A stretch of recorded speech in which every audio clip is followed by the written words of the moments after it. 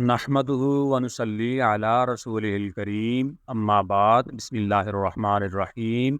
حضرت علی رضی اللہ تعالی عنہ سے کسی شخص نے پوچھا، میں بہت کوشش کرتا ہوں کہ صبح کی نماز پڑھوں مگر میں صبح فجر کے وقت اٹھ نہیں پاتا۔ حضرت علی رضی اللہ تعالی عنہ نے ارشاد فرمایا کہ اے شخص، یہ نیند کی وجہ سے نہیں ہے بلکہ تم لوگ جو سارا دن گناہ کرتے ہو وہ تمہاری گردن میں توق، ہاتھوں میں ہتھکڑیاں اور پاؤں میں بیڑیاں باندھ کر تمہیں اٹھنے نہیں دیتے۔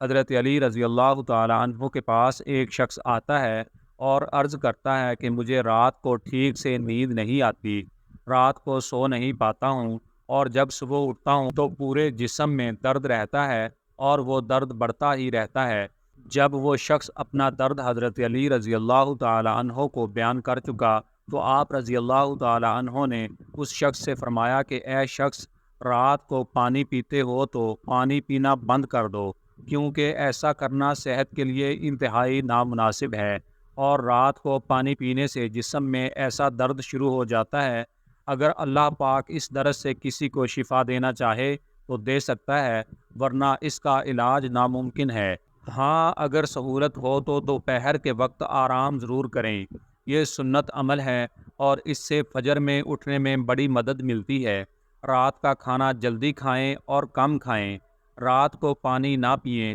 اگر شدید ضرورت ہو تو کم سے کم پانی پئیں، رات کو جلدی سو جائیں، رات کو سونے کے مسنون اعمال کر کے سوئیں، کسی سے صبح اٹھانے کے لیے کہہ کر سوئیں، الارم لگا کر سوئیں اور الارم کو اتنا دور رکھیں کہ اسے بند کرنے کے لیے چل کر جانا پڑے۔ جیسے ہی آنکھ کھلے تو دونوں ہاتھوں سے چہرے کو دیر تک اچھی طرح ملیں، یہ عمل موافق سنت ہے۔ نیند سے بیداری پر ہمت کر کے فوراً اٹھ کھڑے ہوں، نفس کے اس تقاضے پر ہرگز عمل نہ کریں کہ ابھی تھوڑی دیر اور آرام کر لیتے ہیں پھر اٹھ جائیں گے، اس طرح نماز قضا ہو جاتی ہے۔ فجر کی نماز کے وقت اٹھنے کا دل میں پختہ ارادہ فرمائیں،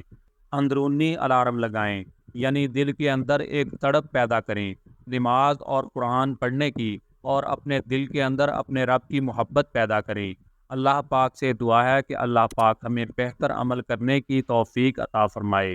اور ہمیں 5 وقت کی نماز پڑھنے کی توفیق عطا فرمائے۔ آمین یا رب العالمین۔